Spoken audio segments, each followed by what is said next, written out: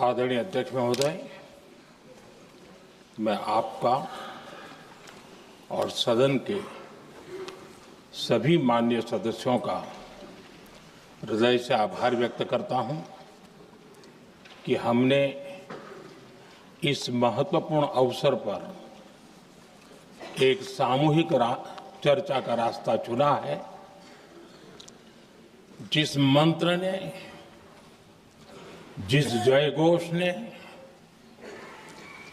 देश की आजादी के आंदोलन को ऊर्जा दी थी, प्रेरणा दी थी, त्याग और तपस्या का मार्ग दिखाया था,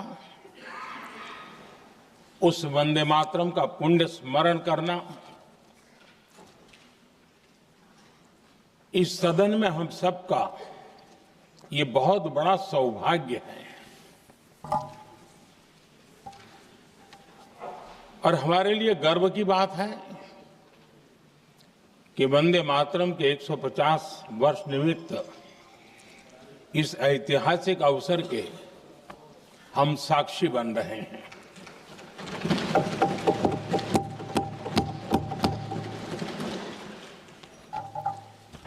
एक ऐसा कालखंड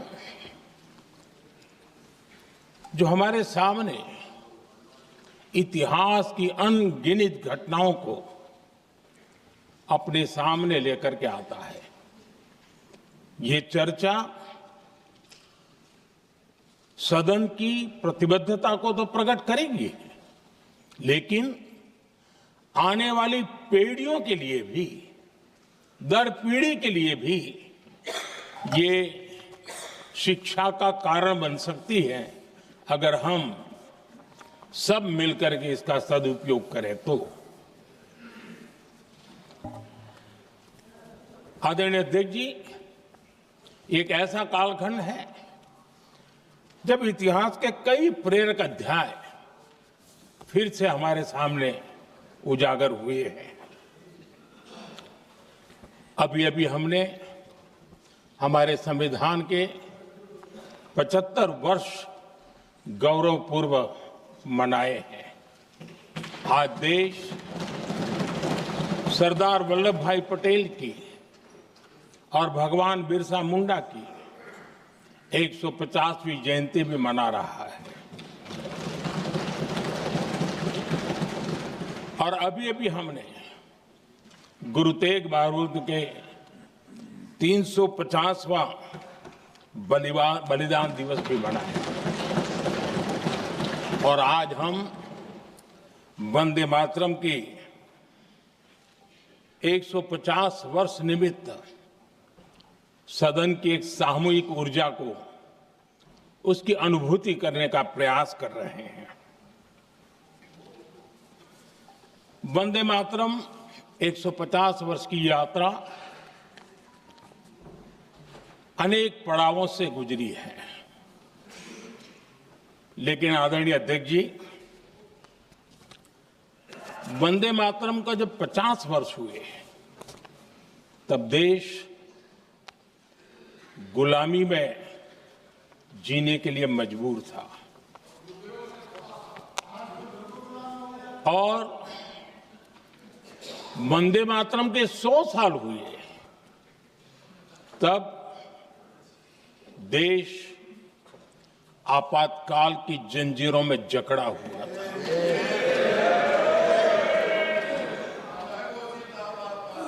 जब वंदे मातरम 100 साल के अत्यंत उत्तम पर्व था, तब भारत के संविधान का गला घोंट दिया गया था। जब वंदे मातरम 100 साल का हुआ, तब देशभक्ति के लिए जीने मरने वाले लोगों को जेल के सलाखों के पीछे बंद कर दिया गया था। जिस वंदे मातरम के गीत ने देश को आजादी की ऊर्जा दी थी, उसके जब 100 साल हुए तो दुर्भाग्य से एक काला कालखंड हमारे इतिहास में उजागर हो गया। हम लोकतंत्र के गिरोह में थे,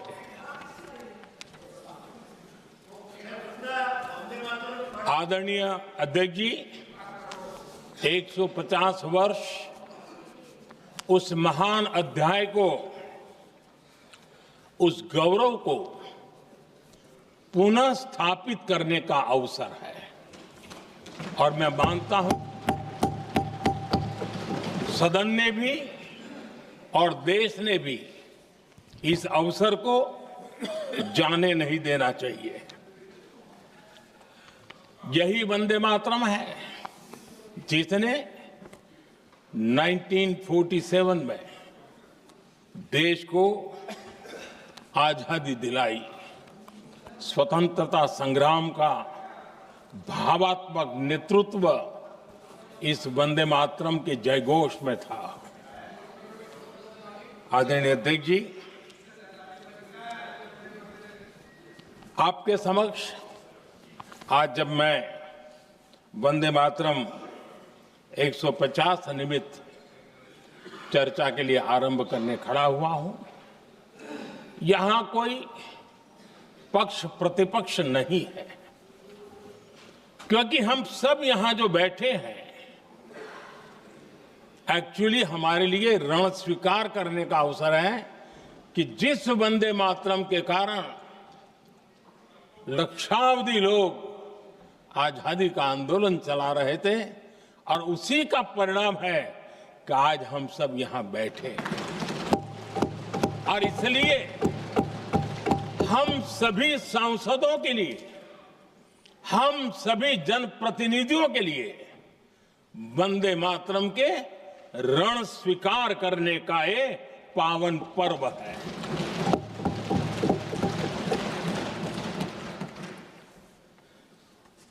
और इससे हम प्रेरणा लेकर के वंदे मातरम की जिस भावना ने देश की आजादी का जंग लड़ा, उत्तर दक्षिण पूर्व पश्चिम पूरा देश एक स्वर से वंदे मातरम बोल के आगे बढ़ा। फिर से एक बार अवसर है कि आओ हम सब मिल के चले, देश को साथ लेके चले। आजादी के दीवानों ने जो सपने देखे थे उन सपनों को पूरा करने के लिए वंदे मातरम 150 हम सबकी प्रेरणा बने, हम सबकी ऊर्जा बने और देश आत्मनिर्भर बने।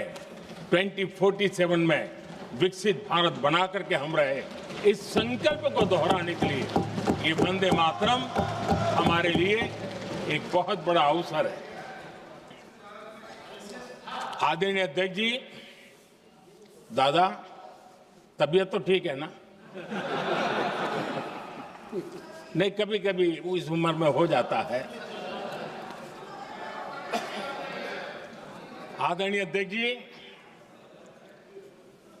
वंदे मातरम की इस यात्रा की शुरुआत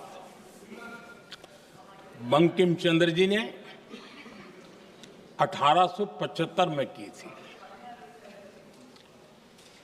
और गीत ऐसे समय लिखा गया था जब 1857 के स्वातंत्र संग्राम के बाद अंग्रेज सल्तनत बौखलाई हुई थी, भारत पर भांति भांति के दबाव डाल रही थी, भांति भांति के जुल्म कर रही थी और भारत के लोगों को मजबूर किया जा रहा था अंग्रेजों के द्वारा। और उस समय उनका जो राष्ट्रीय गीत था, गॉड सेव द क्वीन, इसको भारत में घर घर पहुंचाने का एक षड्यंत्र चल रहा था। ऐसे समय बंकिम दा ने चुनौती दी और ईंट का जवाब पत्थर से दिया और उसमें से वंदे मातरम का जन्म हुआ।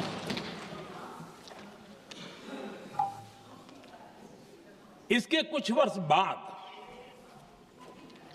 1882 में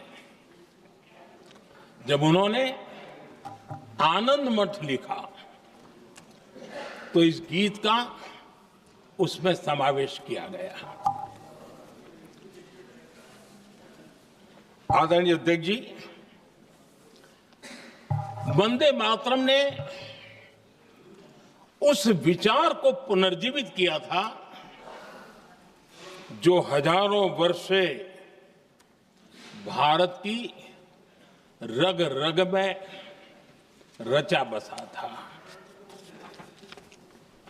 उसी भाव को, उसी संस्कारों को, उसी संस्कृति को, उसी परंपरा को उन्होंने बहुत ही उत्तम शब्दों में, उत्तम भाव के साथ वंदे मातरम के रूप में हम सबको बहुत बड़ी सौगात दी थी। वंदे मातरम ये सिर्फ केवल राजनीतिक आजादी की लड़ाई का मंत्र नहीं था।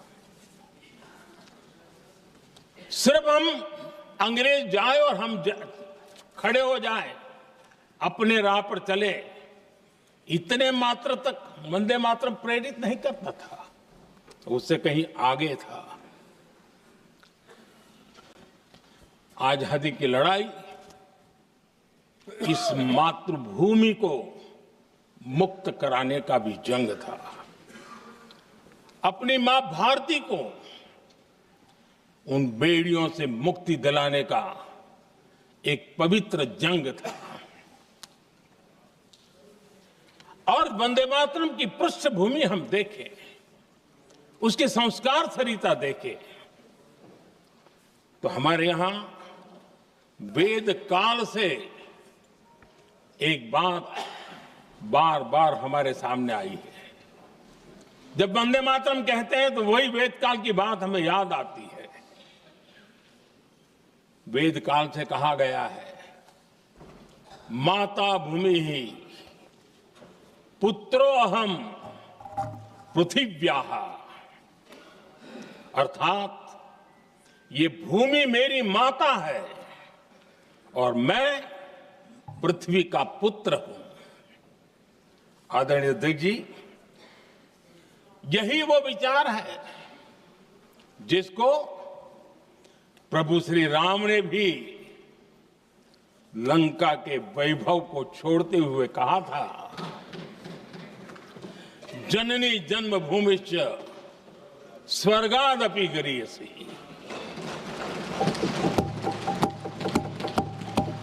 वंदे मातरम यही महान सांस्कृतिक परंपरा का एक आधुनिक अवतार है। आदरणीय अध्यक्ष जी, बंकिम दा ने जब वंदे मातरम की रचना की तो स्वाभाविक ही वो स्वतंत्रता आंदोलन का स्वर बन गया। पूरब से पश्चिम, उत्तर से दक्षिण, वंदे मातरम हर भारतीय का संकल्प बन गया।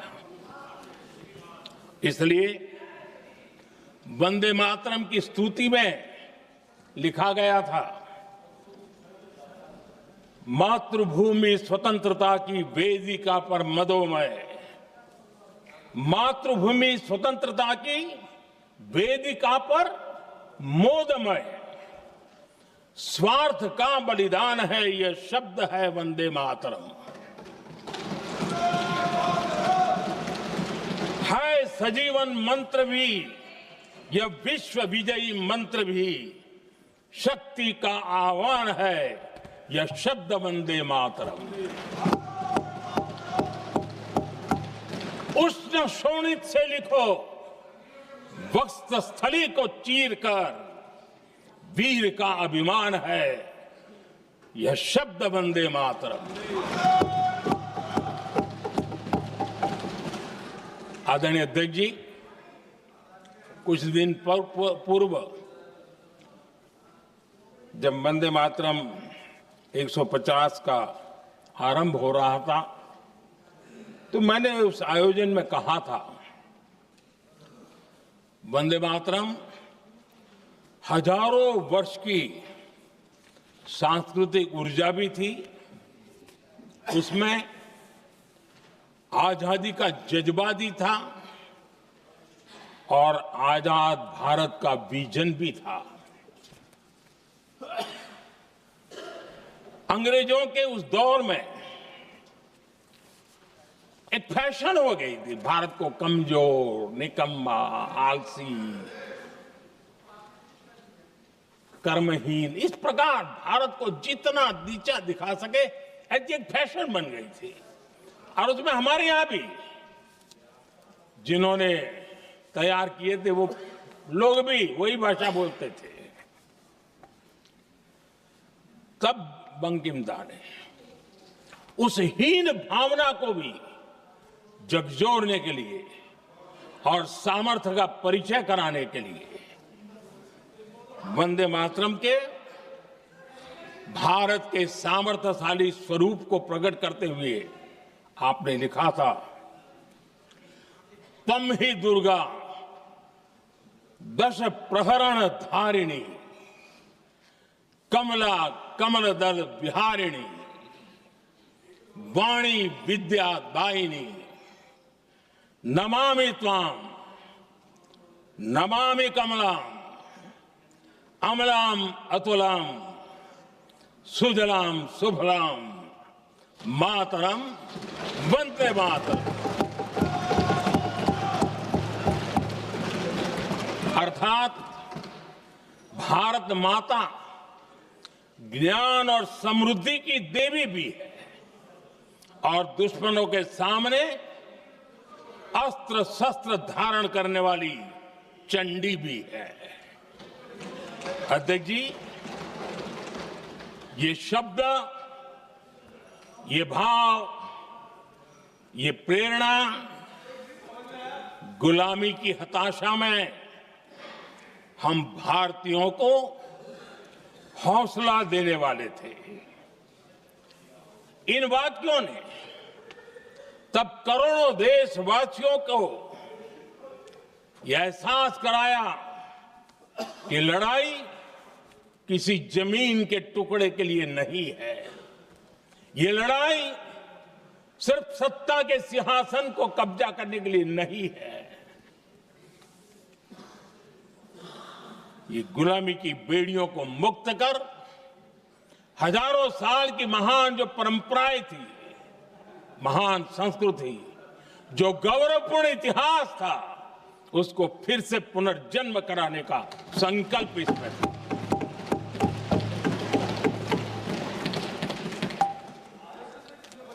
आदरणीय अध्यक्ष जी,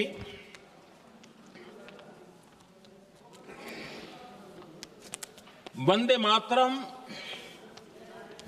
इसका जो जन जन से जुड़ाव था,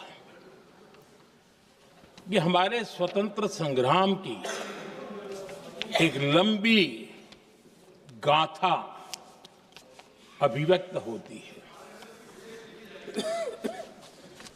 आदरणीय अध्यक्ष जी, जब भी जैसे किसी नदी की चर्चा होती है, चाहे सिंधु हो, सरस्वती हो, कावेरी हो, गोदावरी हो, गंगा हो, यमुना हो, उस नदी के साथ एक सांस्कृतिक धारा प्रवाह, एक विकास यात्रा का धारा प्रवाह, एक जन जीवन की यात्रा का प्रवाह उसके साथ जुड़ जाता है। लेकिन क्या कभी किसी ने सोचा है कि आजादी जंग के हर पड़ाव, वो पूरी यात्रा वंदे मातरम की भावनाओं से गुजरता था, उसके तट पर पल्लवित होता था। ऐसा भाव काव्य शायद दुनिया में कहीं उपलब्ध नहीं होगा। आदरणीय अध्यक्ष जी,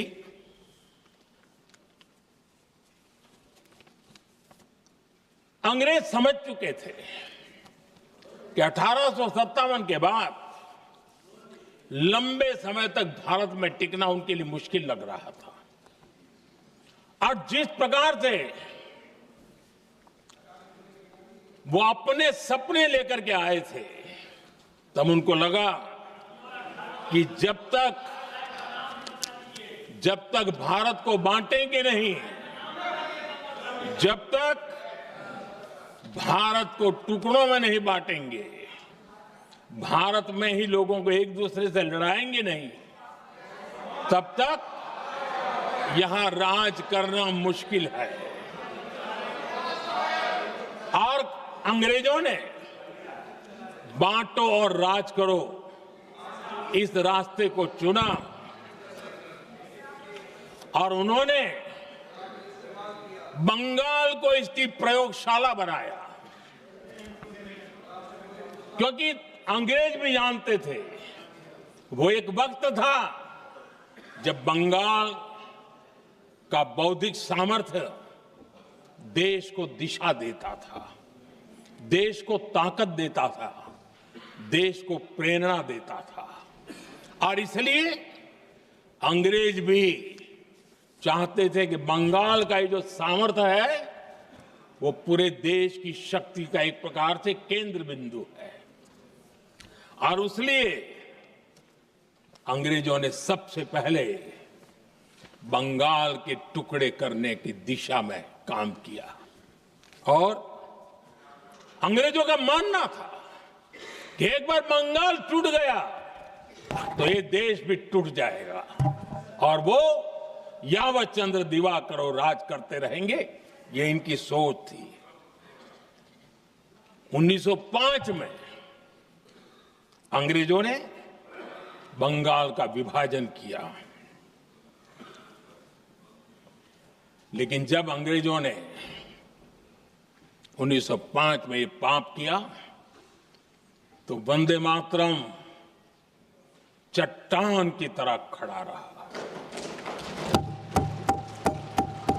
बंगाल की एकता के लिए वंदे मातरम गली गली का नाद बन गया था और वही नारा प्रेरणा देता था। अंग्रेजों ने बंगाल विभाजन के साथ ही भारत को कमजोर करने के बीच और अधिक बोने की दिशा पकड़ ली थी, लेकिन वंदे मातरम एक स्वर एक सूत्र के रूप में अंग्रेजों के लिए चुनौती बनता गया और देश के लिए चट्टान बनता गया। आदरणीय अध्यक्ष जी, बंगाल का विभाजन तो हुआ, लेकिन एक बहुत बड़ा स्वदेशी आंदोलन खड़ा हुआ और तब वंदे मातरम हर तरफ गूंज रहा था। अंग्रेज समझ गए थे कि बंगाल की धरती से निकला बंकिम दा का ये भाव सूत्र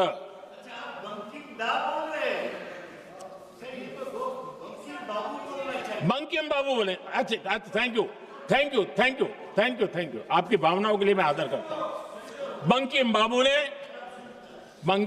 ने थैंक यू दादा, थैंक यू। हाँ,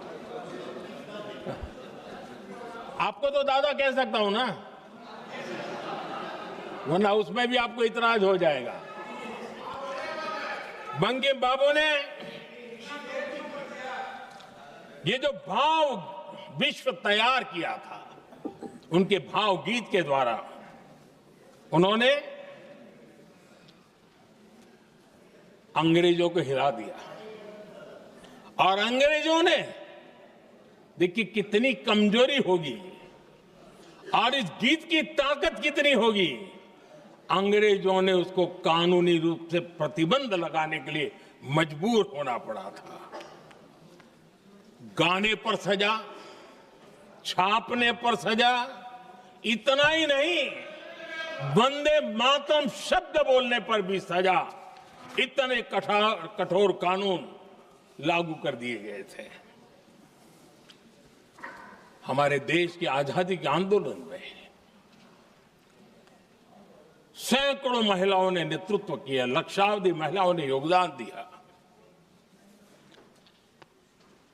एक घटना का मैं जिक्र करना चाहता हूं।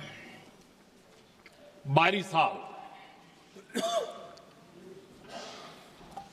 साल में वंदे मातरम गाने पर सर्वाधिक जुल्म हुए थे। वो बारिशाल आज भारत का हिस्सा नहीं रहा है और उस समय बारिशाल की हमारी माताएं, बहनें, बच्चे मैदान में उतरी थी वंदे मातरम के स्वाभिमान के लिए। इस प्रतिबंध के विरोध में लड़ाई के मैदान में उतरी थी और तब बारिशाल की एक वीरांगना श्रीमती सरोजिनी बोस, जिन्होंने उस जमाने में वहां की भावना को देखिए और उन्होंने कहा था कि वंदे मातरम जो प्रतिबंध लगा है, जब तक ये प्रतिबंध नहीं हटता है मैं अपनी चूड़ियां जो पहनती हूं निकाल दूंगी। भारत में वो एक जमाना था, चूड़ी निकालना यानी महिला के जीवन की एक बहुत बड़ी घटना हुआ करती, लेकिन उनके लिए वंदे मातरम की वो भावना थी।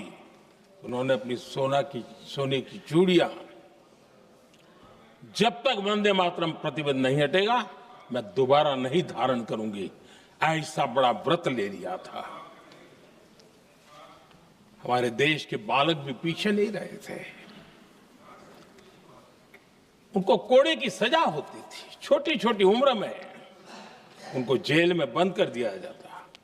और उन दिनों खास करके बंगाल की गलियों में लगातार वंदे मातरम के लिए प्रभात फेरियां निकलती थी।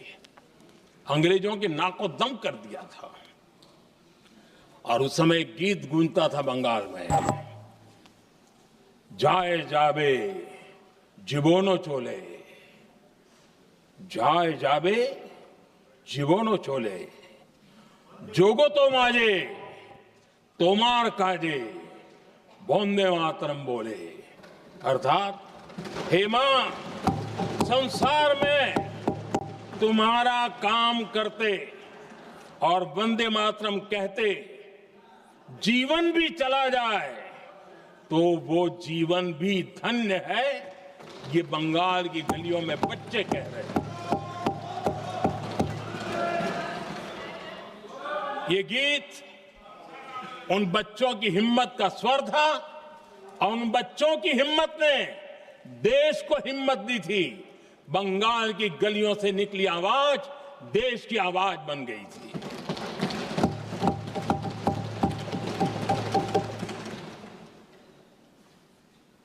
उन्नीस 1905 में फरीदपुर के गांव में बहुत छोटी छोटी उम्र के बच्चे जब वंदे मातरम के नारे लगा रहे थे, अंग्रेजों ने बेरहमी से उन पर कोड़े मारे थे।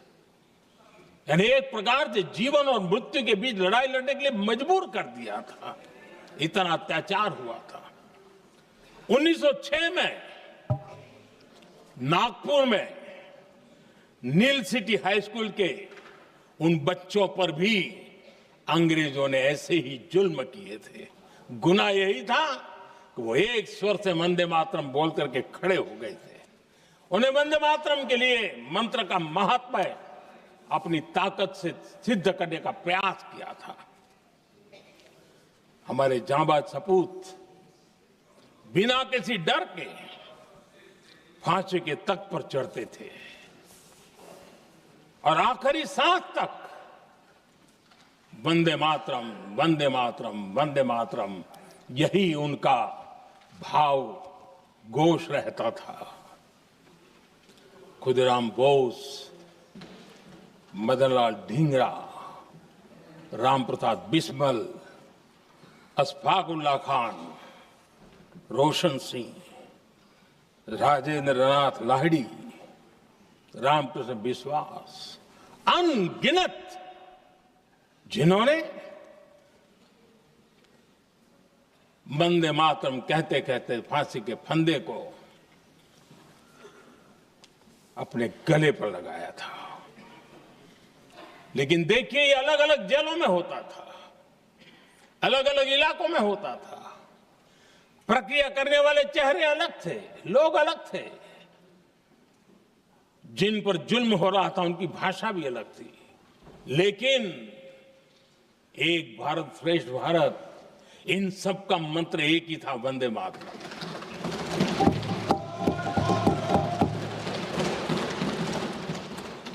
चटगांव की स्वराज क्रांति, जिन युवाओं ने अंग्रेजों को चुनौती दी, वे भी इतिहास के चमकते हुए नाम है।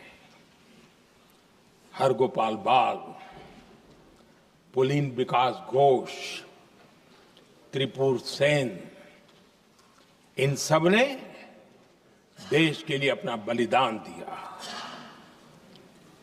मास्टर सूर्यसेन को 1934 में जब फांसी दी गई, तब उन्होंने अपने साथियों को एक पत्र लिखा और पत्र में एक ही शब्द की गूंज थी और वो शब्द था वंदे मातरम।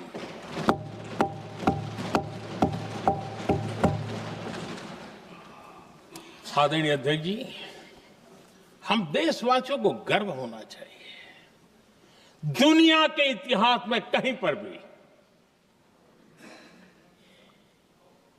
ऐसा कोई काव्य नहीं हो सकता, ऐसा कोई भावगीत नहीं हो सकता जो सदियों तक एक लक्ष्य के लिए कोटि कोटि जनों को प्रेरित करता हो और जीवन आहूत करने के लिए निकल पड़ते हो। दुनिया में ऐसा कोई भावगीत नहीं हो सकता जो वंदे मातरम। पूरे विश्व को पता होना चाहिए कि गुलामी के कालखंड में भी ऐसे लोग हमारे यहां पैदा होते थे जो इस प्रकार के भावगीत की रचना कर सकते थे। ये विश्व के लिए अजूबा है, हमें गर्व से कहना चाहिए, तब दुनिया भी मानना शुरू करेगी। ये हमारी स्वतंत्रता का मंत्र था, ये बलिदान का मंत्र था, ये ऊर्जा का मंत्र था, ये सात्विकता का मंत्र था, ये समर्पण का मंत्र था, ये त्याग और तपस्या का मंत्र था, संकटों को सहने का सामर्थ्य देने का ये मंत्र था, और वो मंत्र वंदे मातरम था। और इसलिए गुरुदेव रविंद्रनाथ टैगोर ने लिखा था, उन्होंने लिखा था, एकी सूत्रे बांधी आछी सोहोस्टोटी मौन, एक ही कार्य सौंपी आछी सहस्त्रो जीवन, वंदे मातरम।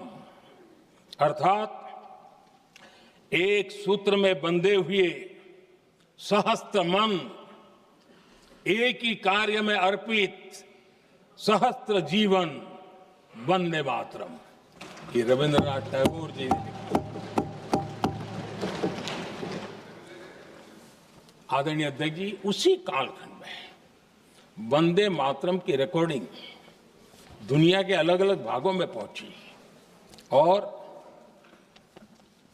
लंदन में जो क्रांतिकारियों की एक प्रकार से तीर्थ भूमि बन गया था, वो लंदन का इंडिया हाउस, वीर सावरकर जी ने वहां वंदे मातरम गीत, और वहां ये गीत बार बार गूंजता था। देश के लिए जीने मरने वालों के लिए वो एक बहुत बड़ा प्रेरणा का अवसर रहता था। उसी समय बिपिन चंद्र पाल और महर्षि अरविंद घोष, उन्होंने अखबार निकाले, उस अखबार का नाम भी उन्होंने वंदे मातरम रखा।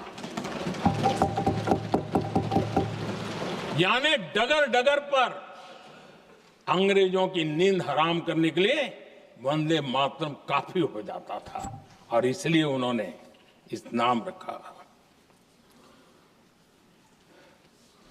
अंग्रेजों ने अखबारों पर रोक लगा दी,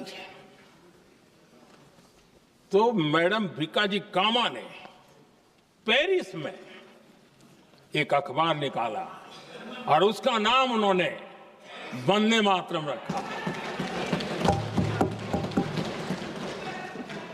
आदरणीय अध्यक्ष जी, वंदे मातरम ने भारत को स्वावलंबन का रास्ता भी दिखाया। उस समय माचिस की डिबिया, मैच बॉक्स, वहां से लेकर के बड़े बड़े शिप, उस पर भी वंदे मातरम लिखने की परंपरा बनी और बाहरी कंपनियों को चुनौती देने का एक माध्यम बन गया, स्वदेशी का एक मंत्र बन गया। आजादी का मंत्र स्वदेशी के मंत्र की तरफ विस्तार होता गया। आदरणीय अध्यक्ष जी, मैं एक और घटना का जिक्र भी करना चाहता हूं। 1907 में जब वीओ चिदम्बरम पिल्लाई उन्होंने स्वदेशी कंपनी का जहाज बना तो उस पर भी लिखा था वंदे मातरम।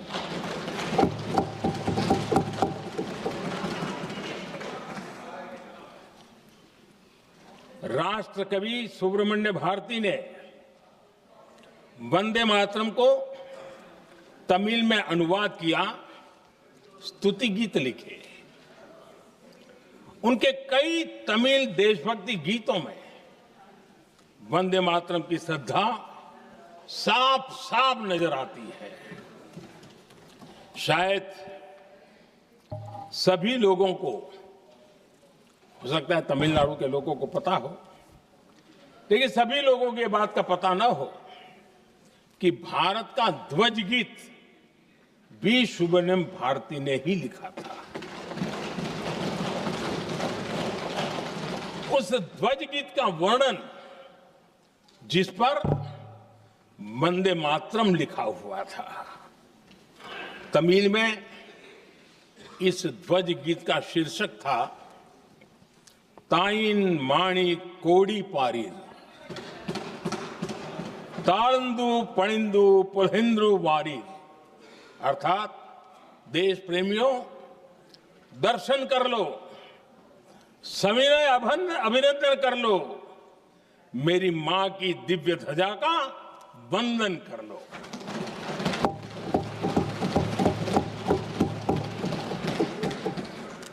आदरणीय अध्यक्ष महोदय, मैं आज इस सदन में वंदे मातरम पर महात्मा गांधी की भावनाएं क्या थी वो भी रखना चाहता हूं। दक्षिण अफ्रीका से प्रकाशित एक साप्ताहिक पत्रिका निकलती थी, इंडियन ओपिनियन, और इस इंडियन ओपिनियन में महात्मा गांधी ने 2 दिसंबर 1905 जो लिखा था उसको मैं कोट कर रहा हूं। उन्होंने लिखा था, महात्मा गांधी ने लिखा था, गीत वंदे मातरम जिसे बंकिम चंद्र ने रचा है, पूरे बंगाल में अत्यंत लोकप्रिय हो गया है। स्वदेशी आंदोलन के दौरान बंगाल में विशाल सभाएं हुई जहां लाखों लोग इकट्ठा हुए और बंकिम का यह गीत गाया। गांधी जी आगे लिखते हैं, ये बहुत महत्वपूर्ण है। वो लिखते हैं, ये 1905 की बात है, उन्होंने लिखा, यह गीत इतना लोकप्रिय हो गया है जैसे ये हमारा नेशनल एंथम बन गया है।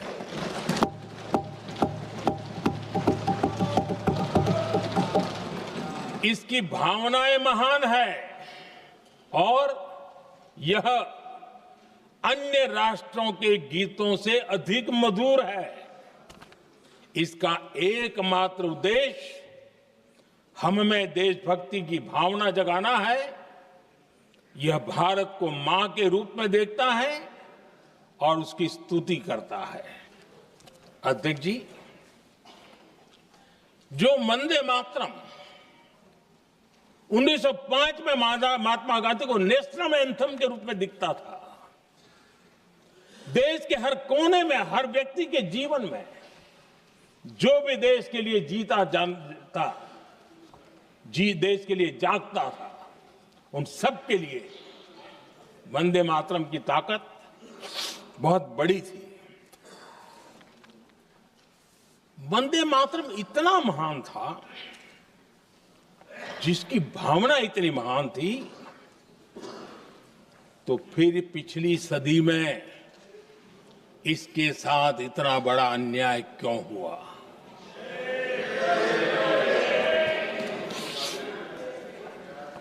वंदे मातरम के साथ विश्वासघात क्यों हुआ?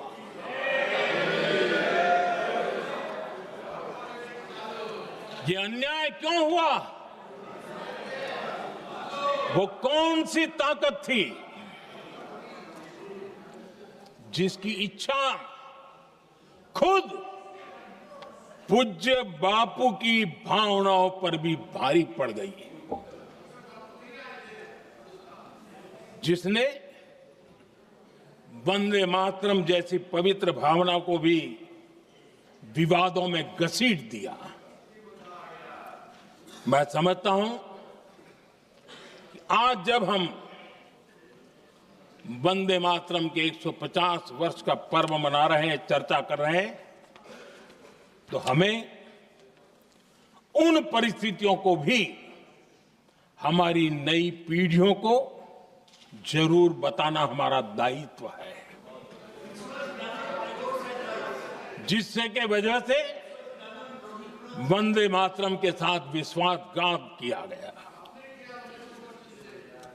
वंदे मातरम के प्रति मुस्लिम लीग की विरोध की राजनीति तेज होती जा रही थी। मोहम्मद अली जिन्ना ने लखनऊ से 15 अक्टूबर 1937 को वंदे मातरम के विरुद्ध का नारा बुलंद किया। फिर कांग्रेस के तत्कालीन अध्यक्ष जवाहरलाल नेहरू को अपना सिंहासन डोलता दिखा। बजाय कि नेहरू जी मुस्लिम लीग के आधारहीन बयानों को तगड़ा जवाब देते, करारा जवाब देते, मुस्लिम लीग के बयानों की निंदा करते,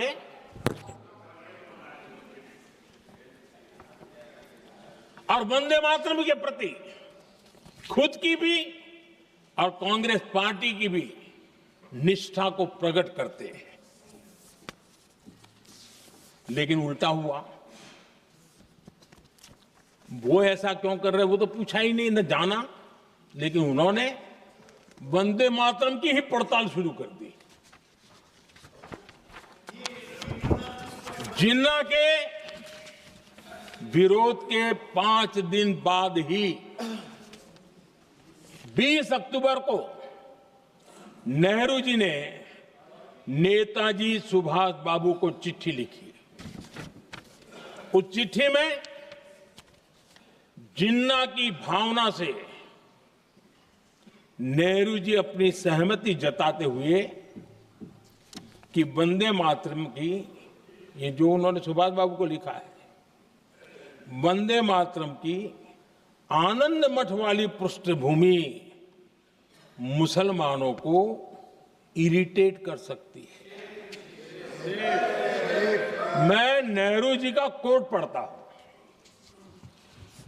नेहरू जी कहते हैं, मैंने वंदे मातरम गीत का बैकग्राउंड पढ़ा है।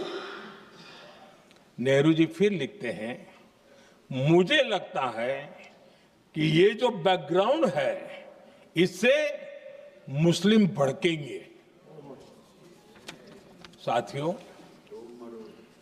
इसके बाद कांग्रेस की तरफ से बयान आया कि 26 अक्टूबर से कांग्रेस कार्य समिति की एक बैठक कोलकाता में होगी, जिसमें वंदे मातरम के उपयोग की समीक्षा की जाएगी। बंकिम बाबू का बंगाल, बंकिम बाबू का कोलकाता, और उसको चुना गया और वहां पर समीक्षा करना तय किया। पूरा देश हतप्रभ था, पूरा देश हैरान था। पूरे देश में देशभक्तों ने इस प्रस्ताव के विरोध में देश के कोने कोने में प्रभात फेरियां निकाली, वंदे मातरम गीत गाया। लेकिन देश का दुर्भाग्य कि 26 अक्टूबर को कांग्रेस ने वंदे मातरम पर समझौता कर लिया।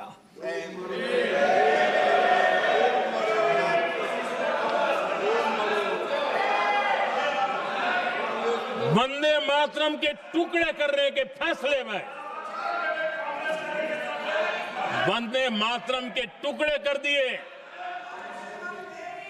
उस फैसले के पीछे नकाब ये पहना गया, चोला ये पहना गया कि ये तो सामाजिक सद्भाव का काम है। लेकिन इतिहास इस बात का गवाह है कि कांग्रेस ने मुस्लिम लीग के सामने घुटने टेक दिए और मुस्लिम लीग के दबाव में किया। और कांग्रेस का ये तुष्टीकरण की राजनीति को साधने का एक तरीका था। आदरणीय अध्यक्ष जी, तुष्टीकरण की राजनीति के दबाव में कांग्रेस वंदे मातरम के बंटवारे के लिए झुकी। इसलिए कांग्रेस को एक दिन भारत के बंटवारे के लिए झुकना पड़ा।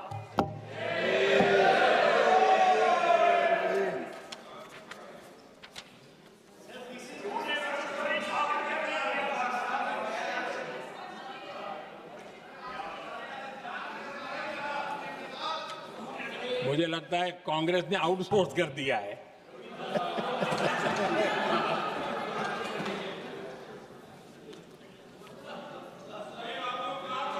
दुर्भाग्य से कांग्रेस की नीतियां वैसी की वैसी थी है, और इतना ही नहीं, आईएनसी चलते चलते एमएमसी हो गया है।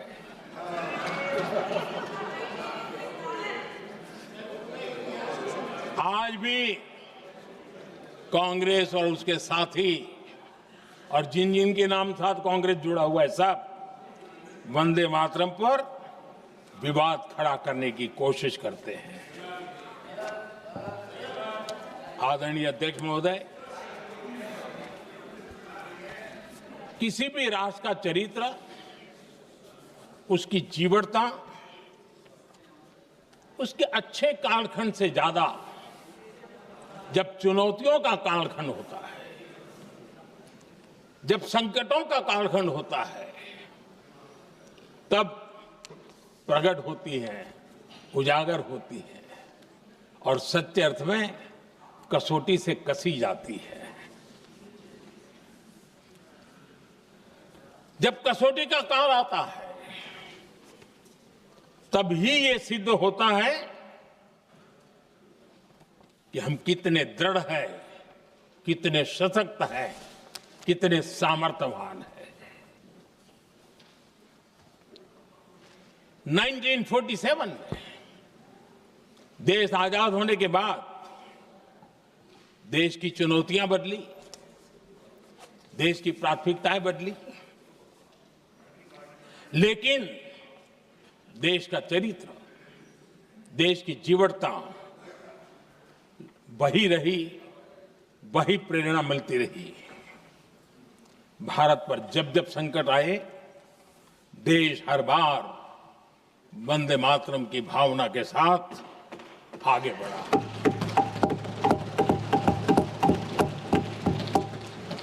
बीच का कालखंड कैसा गया जाने दो, लेकिन आज भी 15 अगस्त 26 जनवरी की जब बात आती है, हर घर तिरंगा की बात आती है, चारों तरफ वो भाव दिखता है, तिरंगे झंडे फहरते। एक जमाना था जब देश पर खाद्य का संकट आया, वही वंदे मातरम का भाव था। मेरे देश के किसानों ने अंदर के भंडार भर दिए और इसके पीछे भाव वही है, वंदे मातरम। जब देश की आजादी को कुचलने की कोशिश हुई, संविधान के पीठ पे छुरा भोंक दिया गया, आपातकाल थोप दिया गया, यही वंदे मातरम की ताकत थी कि देश खड़ा हुआ और परास्त करके रहा। देश पर जब भी युद्ध थोपे गए, देश को जब भी संघर्ष की नौबत आई, यही वंदे मातरम का भाव था। देश का जवान सीमाओं पर अड़ गया और मां भारती का झंडा फहराता रहा, विजय श्री प्राप्त कर। कोरोना जैसे वैश्विक महासंकट आया, यही देश उसी भाव से खड़ा हुआ, उसको भी परास्त करके आगे बढ़ गया। आदरणीय अध्यक्ष जी, यह राष्ट्र की शक्ति है, यह राष्ट्र को भावनाओं से जोड़ने वाला सामर्थ्यवान एक ऊर्जा प्रवाह है, ये चेतना प्रवाह है, ये संस्कृति की अविरल धारा का प्रतिबिंब है, उसका प्रकटीकरण है। ये वंदे मातरम हमारे लिए सिर्फ स्मरण करने का काल नहीं, एक नई ऊर्जा, नई प्रेरणा का लेने का काल बन जाए और हम उसके लिए प्रति समर्पित होते चले। और मैंने पहले कहा, हम लोगों पर तो कर्ज है वंदे मातरम का। वही वंदे मातरम है जिसने वो रास्ता बनाया, जिस रास्ते से हम यहां पहुंचे हैं, और इसलिए हमारा कर्ज बनता है।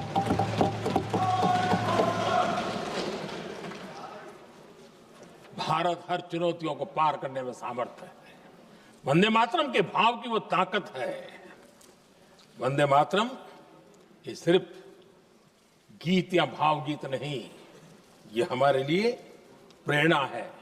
राष्ट्र के प्रति कर्तव्यों के लिए हमें झकझोरने वाला काम है और इसलिए हमें निरंतर इसको करते रहना होगा। हम आत्मनिर्भर भारत का सपना लेकर के चल रहे हैं, इसको पूरा कर रहा है। वंदे मातरम हमारी प्रेरणा है।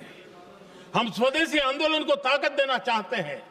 समय बदला होगा, रूप बदले होंगे, लेकिन पूज्य गांधी ने जो भाव व्यक्त किया था, उस भाव की ताकत आज भी मौजूद है और वंदे मातरम हमें जोड़ता है।